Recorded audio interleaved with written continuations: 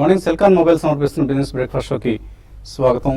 Asian మార్కెట్స్లో ఈ morning except China మిగిలిన మార్కెట్స్ అన్ని కూడా పాజిటివ్గా ట్రేడ్ అవుతున్నాయి. సో ఇండియన్ మార్కెట్స్ కూడా పాజిటివ్ ఓపెనింగ్ కోసం సిద్ధమవుతున్నట్లుగా భావించవచ్చు. ఎస్జెక్స్ నిఫ్టీ ట్రెండ్ కూడా చూస్తే అండ్ ఏషియన్ మార్కెట్స్లో కొంత నెగిటివ్ ట్రెండ్ కనిపిస్తుంది. హ్యాంగ్సెంగ్ అండ్ షాంఘై ఈ రెండు ఇండిసెస్ ఎక్కువ నష్టాల్లో ట్రేడ్ అవుతున్నాయి. చైనా జీడిపి 2015లో జీడిపి వృద్ధి రేటు 7.5% ఉంటుందని అనుకుంటే దీన్ని 7%కు డౌన్గ్రేడ్ చేసింది. సో తగ్గించింది. చైనా ఎకానమీ మన ఎకానమీ కంటే ఒక దశలో భారీగా వృద్ధి రేటు సాధిస్తున్న ఎకానమీ, అటువంటిది ఇప్పుడు 7%కు గ్రోత్ రేట్ తగ్గించడంతో మన ఎకానమీ వృద్ధి రేటు ఇప్పుడు వరల్డ్లోనే హైయెస్ట్ గ్రోత్ రేట్ ఉన్న ఎకానమీగా ఇండియన్ ఎకానమీ గుర్తింపు తెచ్చుకుంటుంది. సో చైనా వృద్ధి రేటు ఒక దశలో 13% ఉంది 2008-9 టైంలో కూడా. సో అక్కడ నుంచి ఇప్పుడున్న 7% పడిపోవడం అనేది ఒక వైచిత్రిగా మనం తీసుకోవచ్చు. Strange things happen in the world economy. So Indian economy is the top growing ఎకానమీగా ఇప్పుడు గుర్తింపు తెచ్చుకుంది. దీంతో ఎఫ్ఐ మనీ మరింతగా ఉధృతంగా ఇండియన్ మార్కెట్స్లోకి వచ్చే అవకాశాలు ఉంటాయి. సో ఈ అంశాన్ని దృష్టిలో ఉంచుకోవాలి మనం. నిన్న ఆర్బీఐ అనుకోకుండా ఇచ్చిన రేట్ కట్ సర్ప్రైజ్ కాస్త పాజిటివ్ నుంచి మార్కెట్స్ మార్నింగ్ అంతా పాజిటివ్గా తీసుకునే తర్వాత కొంత స్కెప్టిసిజం వచ్చింది. ఎందుకు రిజర్వ్ బ్యాంక్ గవర్నర్ ఇంత హడావుడిగా రేట్ కట్ను ప్రకటించాల్సి వచ్చింది? ప్రభుత్వం నుంచి ఏదైనా ఒత్తిడి ఉందా? ఫిబ్రవరి 20నే దీనికి సంబంధించి ప్రభుత్వానికి ఆర్బీఐకి మధ్య ఒక రహస్య ఒప్పందం కుదిరింది అన్న వార్తలు. అలాగే standard and poor S&P Indian ఎకానమీకి సంబంధించిన ఫిజికల్ ఇన్ఫ్లేషన్ నెంబర్స్ పట్ల కొంత అపనమ్మకాన్ని కనిపిస్తున్నాయి. ఇటువంటి రకరకాల వార్తలు మధ్యాహ్నం ట్రేడింగ్ నుంచి మార్కెట్లో వ్యాప్తి చెందాయి. దాంతో మార్కెట్స్ నెగిటివ్గా రియాక్ట్ అయ్యాయి. ఒక దశలో సెన్సెక్స్ 500 పాయింట్లకు పైగా పెరిగిన సెన్సెక్స్ చివరికి నష్టాలతో ముగియడంతో ఇంట్రాడే 700 పాయింట్స్ ఫాల్ చూసిన సెన్సెక్స్లో. అలాగే బ్యాంక్ నిఫ్టీ కూడా హైయెస్ట్ లెవెల్ నుంచి 900 పాయింట్లు ఆల్మోస్ట్ కోల్పోవడం చూసాం. సో ఇదంతా కొంత నెగిటివ్ సెంటిమెంట్ అయింది. ఇవాళ ఆ లెవెల్స్ నుంచి మళ్ళీ లోవర్ లెవెల్స్ నుంచి తేరుకునే ప్రయత్నం చేస్తున్నాయి మార్కెట్స్. మేబీ 8800 to 9000 ఈ లెవెల్ దగ్గర, ఈ లెవెల్ మధ్యలోనే ఈ రేంజ్లోనే కొంతకాలం నిఫ్టీ ట్రేడ్ అయ్యే అవకాశాలు కనిపిస్తున్నాయి. ఇంకా స్టాక్ స్పెసిఫిక్ న్యూస్ కొనసాగుతుంది. స్టాక్ స్పెసిఫిక్ న్యూస్లోకి వెళ్లే ముందు ఇండియాలోనే అత్యంత ధనికుడు ఎవరు అంటే ఇప్పుడు దిలీప్ సాంఘ్వి, సన్ ఫార్మా ప్రమోటర్ను చెప్పుకోవాల్సి ఉంటుంది. ఆయన నిన్న సన్ ఫార్మా షేర్ ధర అనూహ్యంగా బాగా పెరిగింది. ఆల్మోస్ట్ 7% పెరగడం చూసాం. దీంతో దిలీప్ సాంఘ్వి అత్యంత ధనికుల జాబితాలో నెంబర్ 1 స్థానంలోకి ఎగబాకారు. ముఖేష్ అంబానీని పక్కకు నెట్టి. సో ప్రస్తుతం దిలీప్ సాంఘ్వి నెట్వర్త్ 1,39,305 కోట్ల రూపాయలు. So congratulations Dilip Sanghvi, you made it to the top position now. Mukesh Ambani wealth చూస్తే మనకు 1,30,170 crores, అంటే సుమారుగా 10,000 కోట్లు ఎక్కువ సంపన్నుడు దిలీప్ సాంఘ్వి. సో 1983లో ప్రారంభమైన సన్ ఫార్మా ప్రస్థానం 33 సంవత్సరాల్లో దిలీప్ సాంఘ్విని నెంబర్ 1 అగ్రస్థానంలో నిలబెట్టింది. సో ఈ అత్యంత ధనికుల జాబితా అనేది షేర్ మార్కెట్లో, స్టాక్ మార్కెట్స్లో వాళ్ళకున్న షేర్ల మొత్తాన్ని ఆ ప్రైస్తో గుణిస్తే వచ్చే మొత్తం వాళ్ళ సంపద విలువగా లెక్క కడతారు. సో ఇదంతా స్టాక్ మార్కెట్ సంపద. అంటే ఆయన దగ్గర అంత డబ్బు లిటర్గా ఉందని కాదు, ఆయన సంపద అంటాం మనం. సో షేర్ల విలువ ఇప్పుడు ముఖేష్ అంబానీ కంటే కూడా దిలీప్ సాంఘ్వి అగ్రస్థానానికి ఎగబాకారు. సో ఈ అంశాన్ని మనం దిలీప్ సాంఘ్విని కంగ్రాచులేట్ చేస్తూ గమనిద్దాం. అలాగే ఈ మరొక స్టాక్ ఇన్ న్యూస్, పిపవర్ డిఫెన్స్, మహీంద్రా అండ్ మహీంద్రా కాదు, హీరో మోటోకార్ప్ కాదు, ఇప్పుడు రిలయన్స్ ఇన్ఫ్రా చేజిక్కించుకుంది. పిపవర్ డిఫెన్స్లో మెజారిటీ స్టేక్ను 18% ఇప్పటికే కొనుగోలు చేసింది, సుమారుగా 819 కోట్ల రూపాయలకు. మరొక 26% ఓపెన్ ఆఫర్ ద్వారా అక్వైర్ చేసే ప్రయత్నం చేస్తుంది. సో దీంతో రిలయన్స్ ఇన్ఫ్రా పూర్తి మేనేజ్మెంట్ కంట్రోల్ సాధిస్తుంది. అనిల్ అంబానీ, ముఖేష్ అంబానీ బ్రదర్ అనిల్ అంబానీ ఈ సంస్థకు చైర్మన్ కాబోతున్నారు పిపవర్ డిఫెన్స్కు. సో అయితే చాలా మార్కెట్ ప్రైస్ కంటే చాలా తక్కువ ప్రైస్ దగ్గర డీల్ జరిగింది. ప్రమోటర్స్ 63 రూపాయలకు వాళ్ళు షేర్లు అమ్ముకున్నారు. ఓపెన్ ఆఫర్లో 66 రూపాయలు వస్తుంది. అండ్ మార్కెట్లో ఇప్పుడున్న price I think 76 rupees. So 10 రూపాయలు కరెక్షన్ బహుశా వాళ్ళు మనం ఓపెనింగ్లో చూసే అవకాశం కనిపిస్తుంది. సో ఇది అండ్ ఇంకా ఇది ప్రమోటర్స్కే వెళ్తుంది, కానీ ఈ మనీ ఏదైతే అనిల్ అంబానీ పంప్ చేస్తున్న మనీ ఏదైతే ఉంది ఇది ప్రమోటర్స్కి వెళ్తుంది, నాట్ ఫర్ ది కంపెనీ. ఈ అంశాన్ని కూడా మనం దృష్టిలో ఉంచుకోవాలి. ఎందుకంటే 18% ప్రమోటర్ స్టేక్ ఆల్రెడీ అమ్మేశారు. 26%లో కూడా కొంత స్టేక్ మళ్ళీ ప్రమోటర్స్ వచ్చే అవకాశం ఉంది. సో ఇదంతా కలిపి కంపెనీకి పెద్దగా బెనిఫిట్ ఏం లేదు. 12,000 కోట్ల రూపాయల రుణ భారంతో సతమతం అవుతున్న కంపెనీ పిపావర్ డిఫెన్స్. సో మేబీ డెట్ను ఎలా రీస్ట్రక్చర్ చేస్తారు అన్న అంశం కొంత కీలకం కాబోతుంది. ఎవరైనా లోవర్ ప్రైసెస్ దగ్గర కొని ఉంటే ఈ ప్రైస్ దగ్గర ప్రాఫిట్ బుక్ చేసుకోవడం శ్రేయస్కరం. మార్కెట్స్ పరిస్థితి గురించి మాట్లాడేందుకు మనతో అనలిస్ట్ సిద్ధంగా ఉన్నారు. సో మార్కెట్స్ గురించి మాట్లాడే ముందు దిలీప్ సంఘవి, మీరు గత కొంతకాలంగా అంటున్నారు నేను ముఖేష్ అంబానీని పక్కన నెట్టి వచ్చేస్తాడు, నెంబర్ 1 అవుతాడు అని. సో ఎలా అనిపిస్తుంది న్యూస్ వింటే? It's a very very happy news అండి. ఎందుకంటే ఆయన బ్యాక్గ్రౌండ్ చూస్తే definitely he's come from a ordinary family and they were just pharmaceutical distributors. అంటే కల్కటా రీజన్లో అక్కడి నుంచి ఆయన బాంబే పైనుంచి అక్కడి నుంచి గుజరాత్ వెళ్ళి ఒక ఫార్మస్యూటికల్ మ్యానుఫ్యాక్చరింగ్ యూనిట్స్ని స్థాపించి and today he has become the 5th largest generic company in the world. And మీరు వెల్త్ పరంగా చూసుకుంటే ముఖేష్ అంబానీని బీట్ చేయడం, ఒక ఇంకో ఇండియన్ బీట్ చేయడం and also moving up in the top 50 to 100 richest people in the world అనేది కూడా మనకి చాలా గర్వంగా చెప్పుకోవాల్సిన విషయం.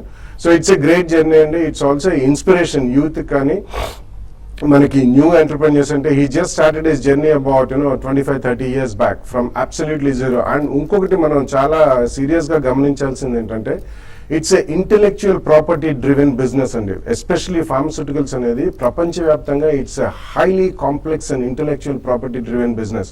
సో అటువంటి బిజినెస్లో మేజర్ అకాడమిక్ క్వాలిఫికేషన్ లేకుండా, డొమైన్ నాలెడ్జ్ ఆ రోజుల్లో ఆయనకు అంత లేకుండా, focus and seriousness and sustainability and స్కేలబిలిటీతో ఒక బిజినెస్ సంస్థని ఎస్టాబ్లిష్ చేసి ఈ లెవెల్కి వచ్చాడంటే it's definitely a wonderful thing and it's a gratitude to Dilip Sangvi garu. I think everybody should take the inspiration and they should follow Dilip Sangvi's way. Be adventurous, take risk and definitely you will come up in life one day or the other. Secondly, ఇది మనకు సూచించేది especially stock market మీరు mention చేశారు. Stock is the place to be అండి. Individuals కూడా they should have some part of their investments in stock markets, అదే directly or indirectly. Because ప్రపంచవ్యాప్తంగా ఈ ఫోర్బ్స్ జాబితా కానివ్వండి, ఏదైనా ఫార్చ్యూన్ 100 లిస్ట్ కానివ్వండి, వాళ్ళ షేర్ మార్కెట్లో వాళ్ళకున్న స్టాక్ హోల్డింగ్ ప్రకారమే ఈ వాల్యుయేషన్స్ తీసుకుని, not the physical assets they own.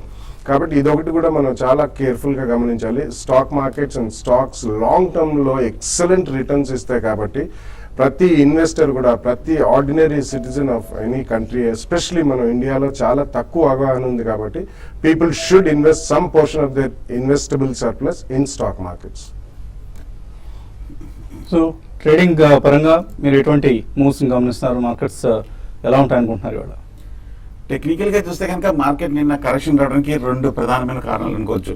ఒకటి, లాస్ట్ 1 వీక్గా కొంచెం 400 to 500 పాయింట్స్ పెరిగింది కాబట్టి స్వల్ప ఓవర్ బాట్ పొజిషన్ ఉంది. ఆ ఓవర్ బాట్ పొజిషన్ నిన్న అడ్జస్ట్మెంట్ అనేది మనం చూస్తున్నాము. ఈ అడ్జస్ట్మెంట్ అనేది నెక్స్ట్ ఫ్యూ డేస్ కూడా కొనసాగే అవకాశం కూడా కనిపిస్తుంది. అంటే నెక్స్ట్ కొన్ని రోజుల్లో మార్కెట్ ఒక కన్సాలిడేషన్ ధోరణిలో 9,800 స్థాయిలు, 8,900 స్థాయిల మధ్యన కొంచెం మూవ్ అయ్యే అవకాశం కనిపిస్తుంది. అలాగే టెక్నికల్గా నిన్న మార్కెట్ కరెక్షన్ రావడానికి చూస్తే కనుక ఒక మేజర్ బ్రేక్అవుట్ వచ్చింది కాబట్టి, అంతకంత మేజర్ టాప్ 9,000 కాబట్టి ఆ 9,000 బ్రేక్ అయింది కాబట్టి ఎప్పుడైనా ఒక మేజర్ లెవెల్ బ్రేక్ అయినప్పుడు ఒక పుల్ బ్యాక్ రియాక్షన్ అనేది రావడం సహజము. ఆ పుల్ బ్యాక్ రియాక్షన్ నేను చూస్తున్నాను. సో ఈ 2 టెక్నికల్ కాలం వల్ల మార్కెట్ నిన్న రియాక్షన్ అనేది రావడం చూసాము. కాకపోతే ఓవరాల్గా అండర్లైనింగ్ ట్రెండ్ పాజిటివ్గానే ఉంది. నిన్న చూస్తే కనుక బార్ చార్ట్లో, డైలీ చార్ట్లో ఒక టెక్నికల్ రివర్సల్ బార్ వచ్చింది. అంటే అప్ ట్రెండ్కి ఒక చిన్న బ్రేక్ పడి మార్కెట్ ఒక కన్సాలిడేషన్ దశలో వెళ్ళే అవకాశం ఉంది. కానీ మద్దతు పైన ఉన్నంతసేపు టెక్నికల్ థియరీ ప్రకారం మార్కెట్ పాజిటివ్గానే ఉంటుంది. ఇప్పుడు మద్దతు చూస్తే కనుక 8,900 ఉంది. బహుశా ఈ 2-3 రోజుల్లో రేపు మార్కెట్ లేదు, మళ్ళీ మంగళవారం కనుక 8,900 బ్రేక్ అయ్యి దాని కింద క్లోజ్ అవుతేనే మార్కెట్లో ఒక షార్ట్ టర్మ్ కరెక్షన్ కూడా వచ్చే అవకాశం ఉంది. అలాగే ఇవాళ రికవరీ అయిన తర్వాత 8,950 ఒక మైనర్ ఇంట్రాడే రెసిస్టెన్స్ అనమాట, నిన్నటి మైనర్ టాప్. ఆ లెవెల్ పైన కనుక కాసేపు ట్రేడింగ్ జరిగి కనుక ఫర్దర్ అప్ ట్రెండ్ 9,000 వరకు వెళ్ళే అవకాశం ఉంది. 9,000 పైన కనుక మార్కెట్ 2 రోజులు కనీసంగా క్లోజ్ అవ్వాలి. 9,000 పైన కనుక 2 సార్లు క్లోజ్ అయిందంటే మార్కెట్లో ఫ్రెష్గా ఒక షార్ట్ టర్మ్ అప్ ట్రెండ్ వచ్చే అవకాశం ఉంది.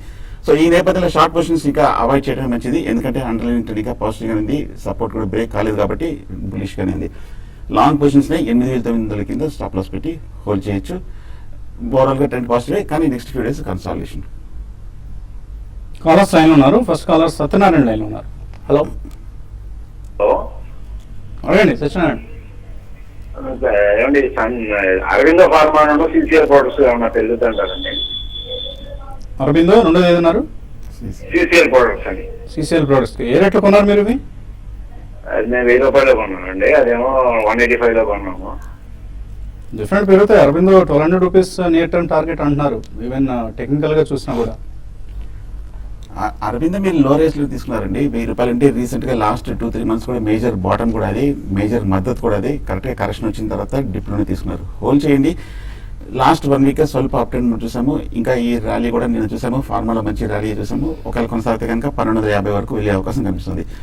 సిసిఎల్ ప్రోడక్ట్స్ మనం చూసాము, అంతర్గతం ఒక కరెక్షన్ తర్వాత ఈ లాస్ట్ 4-5 రోజుల్లో కొంచెం ఒక అప్ ట్రెండ్ మనం చూసాము. 190 దగ్గర కొంచెం రెసిస్టెన్స్ ఉంది, 195 to 200 దగ్గర రీసెంట్ బాటమ్ కూడా టాప్ కూడా ఏర్పడింది. ఆ లెవెల్ కనుక ఏమాత్రం బ్రేక్ అయిందంటే ఫర్దర్ అప్ ట్రెండ్. 2 హోల్డ్ చేయండి. విజయవాడ నుంచి మూర్తి లైన్ ఉన్నారు. హలో వస్తుంది గారు, నమస్తే అండి. నా దగ్గర జిఎస్ఎఫ్సి షేర్లు 95-300 ఉన్నాయండి. Hmm. దీనికి సపోర్ట్ లెవెల్, రెసిస్టెన్స్ లెవెల్ చెప్పండి సార్. అలాగే టార్గెట్ ఎంత ఎక్స్పెక్ట్ చేస్తూ చెప్పండి sir.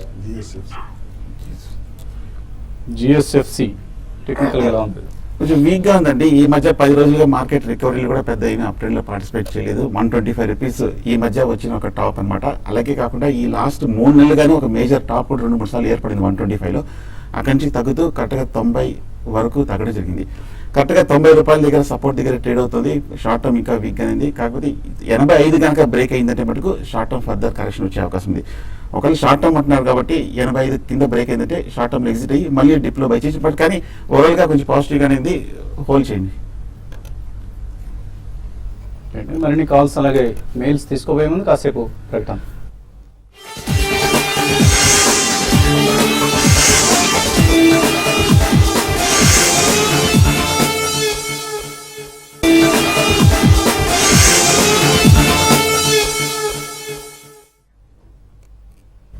Silicon mobiles business breakfast తిరిగి స్వాగతం. తర్వాత కలర్ లైన్ ఉన్నారు హర్షవర్ధన్ మంగళగిరి నుంచి. హలో సార్, వసంత గారు నమస్తే సార్. నమస్తే అండి. సార్, నిన్న టీచర్లు తీసుకున్నాను సార్, బీఓబీ 193లో, ఓబీసీ 260లో తీసుకున్నాను సార్. ఓబీసీ ఇంకొకటి ఏదన్నారు? OBC BOB sir, bank of Baroda. Bank of Baroda, okay అండి. టీచర్లు తీసుకున్నాను సార్. అవి లాస్ట్ బుక్ చేయాలా, ఏమైనా రికవర్ అయ్యే ఛాన్స్ ఉందా సార్? కొంచెం చెప్పండి సార్. ఏం ప్యానిక్ కానవసరం లేదు. మీరు ఫీచర్స్లో నిన్న బాగా తగ్గాయి కదా అని చెప్పేసి ఇవాళ కొంత రికవర్ కావచ్చు. ఓబీసీ బిఓబి ఏం చేయాలి ఫీచర్స్ పొజిషన్స్? పిఎస్యూ బ్యాంక్స్ లో ఈ 2 ఫ్రంట్ లైన్ స్టాక్స్ కూడా కొంచెం వీక్ గానే ఉన్నాయి. లాస్ట్ 1 వీక్ గా చూస్తే కనుక మార్కెట్ అప్ ట్రెండ్ లో పెద్ద పార్టిసిపేట్ చేయలేదు. ప్రైవేట్ బ్యాంక్స్ లో ఉన్న ఒక మొమెంటం కానీ స్పీడ్ కానీ ఈ 2 స్టాక్స్ లోనూ కనిపించట్లేదు. అండర్లైనింగ్ ట్రెండ్ వీక్ గానే ఉంది. ఈ మధ్యన కొంచెం ఒక 1 వీక్ గా ఒక స్వల్ప రిలీఫ్ ర్యాలీ చూసామే తప్ప కానీ ఒక స్ట్రాంగ్ అప్ మూవ్ అనేది చూడలేదు. సో నేను తీసుకుంటారు హై ప్రైస్ లో ఏం చేయాలి? నా ఉద్దేశం అయితే కనుక అండర్లైనింగ్ ట్రెండ్ ఇంకా కొంచెం బ్యాంక్ నిఫ్టీలో కానీ బ్యాంకింగ్ స్టాక్స్ లో కానీ పిఎస్సీ బ్యాంక్స్ లోనే కొంచెం కాషియస్ కానీ కొంచెం కన్సాలిడేషన్ ధోరణిలో ఉంది కాబట్టి ఏమాత్రం ఇవాళ రేపు రికవర్ చేస్తే కనుక మీరు నో లాస్ నో ప్రాఫిట్ అయినా ఎగ్జిట్ అయిపోవడం మంచిది. ఆ తర్వాత మీరు ఫ్యూచర్స్ లో తీసుకుంటే కనుక ఫార్మాలో కానీ అప్పుడు పొజిషన్ బట్టి నెక్స్ట్ వీక్ ఒకటి ఫార్మాలో కానీ ప్రైవేట్ లో కానీ తీసుకోవచ్చు. తర్వాత కలర్ వరంగల్ నుంచి వెంకట్ లైన్ ఉన్నారు. హలో వెంకట్, అడగండి.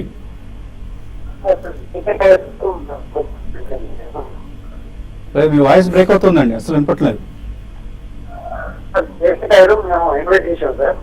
ఏమండి?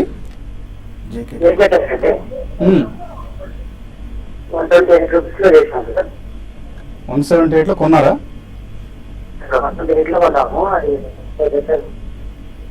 ఏదో మీ దగ్గర సెల్ ఫోన్ సిగ్నల్ సరిగా ఉండట్లేదండి. ఎనీవే జేకే టైర్స్ అట ఏం చేయాలి?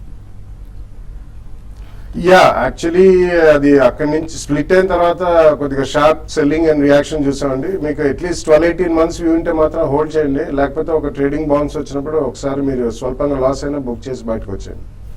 లాస్ట్ కలర్ సూర్యబాబు నర్సాపురం నుంచి. హలో నమస్తే అండి వసంత గారు. మేము ఒక 7 years బ్యాక్ ఎంబీఏలో ఇన్ఫ్రా కొన్నాం సార్. అది వచ్చి తగ్గిపోతుందని ఒక 200 టాటా గ్లోబల్ లోకి మారాము, 300 ఉంచుకున్నాం. ఇప్పుడేమో ఎంబీఏలో ఇన్ఫ్రా బాగా పెరిగింది, టాటా గ్లోబల్ ఏమో తగ్గింది. ఏమన్నా ఎంబీఏలో ఇన్ఫ్రా హోల్డ్ చేయొచ్చా? అలాగే మంచి ఇన్ఫ్రా స్టాక్ ఏదైనా డెట్ లేని కంపెనీని సజెస్ట్ చేయగలరు బాగా? అలా ఫోర్స్ మోటార్ కూడా ఉన్నాయి సార్ నా దగ్గర, 1400లో కొన్నాను. ఏమాత్రం డెట్ లేకుండా ఉండాలంటే కష్టం అండి. ఇన్ఫ్రాస్ట్రక్చర్ కంపెనీ అయిన తర్వాత డెట్ ఉంటుంది. కొన్ని కంపెనీస్కి ఎక్కువ ఉంటుంది, కొన్ని తక్కువ ఉంటుంది. మేబీ ఎన్బిసిసి లాంటివి అయితే డెట్ లేవు, అటువంటిది ఓన్లీ ప్యూర్ కన్స్ట్రక్షన్ కంపెనీ అది. They don't go for any BOT projects అటువంటివి ఉండవు కాబట్టి వాళ్ళకి డెట్ ఉండదు.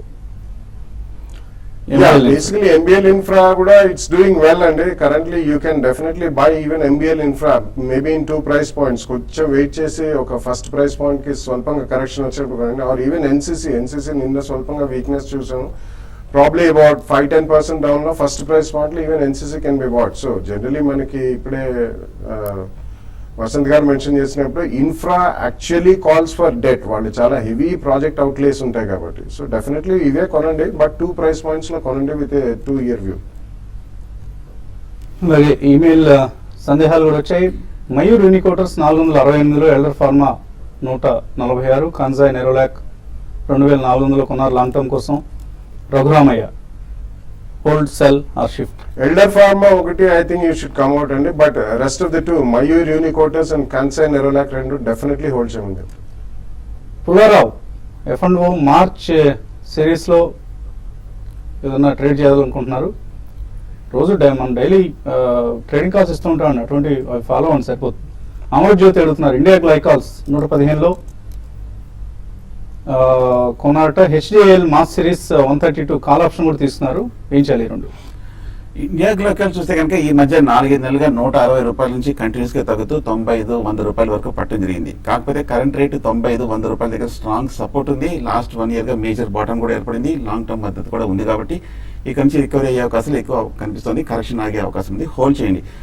HDL చూస్తే కనుక మనం లాస్ట్ 10 days గా అంతర్గత బాగా బులిష్ గా ఉన్నప్పటికీ గత 10 రోజులుగా చాలా వాలిటిలిటీ మనం చూస్తున్నాము. హెచ్చు దగ్గర తీవ్రంగా ఉన్నాయి. ప్రస్తుతం అయితే హోల్డ్ చేయండి. 110 దగ్గర 110 దగ్గర స్ట్రాంగ్ సపోర్ట్ ఉంది. ఇక్కడ నుంచి రికవర్ అవుతే కనుక 120 మళ్ళీ రీసెంట్ టాప్కి వెళ్ళే అవకాశం ఉంది. హోల్డ్ చేయండి.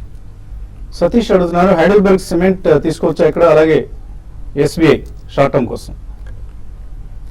హెడెల్బర్గ్ సిమెంట్ చూస్తే కనుక గత 3 నెలలుగా ఇదే రేంజ్ లో 90 రూపీస్ టు 75 రూపీస్ మధ్యన కన్సాలిడేషన్ లో కనిపిస్తుంది. ఓవరాల్ గా ఈ కన్సాలిడేషన్ బ్రేక్ అయ్యి ఫర్దర్ అప్ ట్రెండ్కి వెళ్ళాలంటే కనుక 95-100 రూపాయలు బ్రేక్అవుట్ కావాల్సి వస్తుంది. ప్రస్తుతానికి అయితే హోల్డ్ చేయండి. SBI కూడా మనం చూసాము గత వారం రోజులుగా కొంచెం సైడ్ వేస్ లో ఉంది. కరెక్ట్ గా సపోర్ట్ దగ్గర ఉంది 280 రూపీస్ దగ్గర. హోల్డ్ చేయండి. పెద్ద డౌన్ సైడ్ రిస్క్ ఇమీడియట్ గా లేదనిపిస్తుంది. నేను ఫ్రెష్ గా తీసుకుందాం అనుకుంటున్నాను, ఇంకా హోల్డ్ చేయటువంటి. అదే తీసుకోండి. ఇక్కడ 280, 290. హరినాథ్ రెడ్డి అడుగుతున్నారు ప్రైమ్ ఫోకస్ 51లో, గోవా కార్బన్ 96లో, విష్ణు కెమికల్స్ 150లో కొన్నారు. లాంగ్ టర్మ్ కోసం హోల్డ్ చేయొచ్చా? హోల్డ్ చేయమని చెప్తానండి. ప్రైమ్ ఫోకస్ డెఫినెట్లీ ఒక్క యూకే ఆపరేషన్ తప్పించి మిగతా అన్ని బాగానే ఉన్నాయి. Even Goa Carbon is a very illiquid stock అండి. ప్రాబ్లీ గోవా కార్బన్ లో స్వల్పంగా ప్రాఫిట్ ఇస్తే బుక్ చేయండి. డెఫినెట్లీ హోల్డ్ చేయండి కరెంట్లీ. రంగయ్య అడుగుతున్నారు బిఎఫ్ యూటిలిటీస్ షేర్స్ ఉన్నాయి ఆయన దగ్గర, 5 సంవత్సరాల నుంచి హోల్డ్ చేస్తున్నారట. ఇప్పుడు పెరిగింది కాబట్టి ఏం చేయాలి? పర్చేజ్ ప్రైస్ వచ్చిందట ఆయనకి. I think you should hold అండి, ఎందుకంటే they have a huge infrastructure project, especially Nandi corridor. They are one of the prime doers కాబట్టి definitely hold చేయమని చెప్తాను. రంగనాథ్ నితేష్ ఎస్టేట్స్ తీసుకోవచ్చా ఇక్కడ? సో వార్త వచ్చింది $300 million జేవీ సైన్ చేస్తున్నారు గోల్డ్మన్ సాక్స్ తోని. మేబీ కొద్దిగా రిస్క్ తీసుకోగలిగితే తీసుకోవచ్చండి. నితేష్ ఎస్టేట్స్ కొద్దిగా న్యూస్ డ్రివెన్ స్టాక్ ఇది. ఇప్పుడు విష్ అడుగుతున్నారు హెరిటేజ్ ఫుడ్స్లో ఆయన 2 years నుంచి ఉన్నారట. 30% ప్రాఫిట్లో ఉన్నారు. దీని నుంచి HDFC కానీ మదర్సన్ సుమి కానీ మారటం బెటరా, షిఫ్ట్ కావచ్చా? లాస్ట్ 1 year చార్ట్ చూస్తే కనుక హెరిటేజ్ ఫుడ్ కంటిన్యూస్ గా slow and study up trend లోనే ఉందన్నమాట. టెక్నికల్ గా చూస్తే కనుక ఈ మధ్య లాస్ట్ 10 days గా కరెక్షన్ పూర్తయి సపోర్ట్ దగ్గర బాగా కన్సాలిడేషన్ అవుతుంది. హోల్డ్ చేయండి. ఇక్కడ నుంచి పెరిగే అవకాశాలు కనిపిస్తున్నాయి. దస్తగీర్ మొహమ్మద్ అడుగుతున్నారు DQ ఎంటర్టైన్మెంట్ 35 రూపాయలకు ఉన్నారు. హోల్డ్ అసెల్? I think it's a sell అండి. డెఫినెట్లీ there is no great business model for that or profitability. ఇందులోంచి బయటకు వచ్చింది. శ్రీరామ్ అడుగుతున్నారు HDL 121లో కొన్నారు. హోల్డ్ చేయొచ్చా, లాస్ట్ బుక్ చేయొచ్చా? హోల్డ్ చేయండి. 125 రూపీస్ దగ్గర స్ట్రాంగ్ రెసిస్టెన్స్ ఉంది. 125 బ్రేక్అవుట్ అయిందంటే ఫర్దర్ అప్ ట్రెండ్. కింద సపోర్ట్ 110 రూపాయల దగ్గర కనిపిస్తుంది. మురళి అడుగుతున్నారు SBI ఆర్ PNB ఫ్యూచర్స్ లో తీసుకోవచ్చు? రెండు కొంచెం వీక్ అనేది కాస్త మీరు కొంచెం సెటిల్ అయిన తర్వాత రెండిట్లోనూ డివైడ్ చేసుకుని తీసుకోవచ్చు. సో TV5 బిజినెస్ లీడర్స్ను సత్కరించే కార్యక్రమం మరోసారి చేపట్టింది. 2013లో అందరికీ తెలిసిందే బిజినెస్ లీడర్స్ను సత్కరించాం. సో ఈ సంవత్సరం కూడా రకరకాల సెక్టర్స్కు కేటగిరీస్కు చెందిన కంపెనీలను ప్రమోటర్లను రివార్డ్ చేసే కార్యక్రమం మళ్ళీ చేపట్టడం జరిగింది. సో ఆఖరి తేదీ మార్చి 15 ఇన్ఫ్యాక్ట్ పొడిగించాము మార్చి 15కు. సో ఆసక్తి ఉన్న కంపెనీలు అలాగే ప్రమోటర్స్ని ఆహ్వానిస్తున్నాం. నామినేషన్స్ పంపండి, ఇవాళే పంపించండి, 15 వరకు వెయిట్ చేయొద్దు, లాస్ట్ డేట్ పొడిగించాం కదా అని. సో TV5 బిజినెస్ లీడర్ మీరే కావచ్చు. ఇది ఇవాళ Celkon mobiles business breakfast show. మధ్యాహ్నం 1:30 స్మార్ట్ న్యూస్లో మళ్ళీ కలుద్దాం.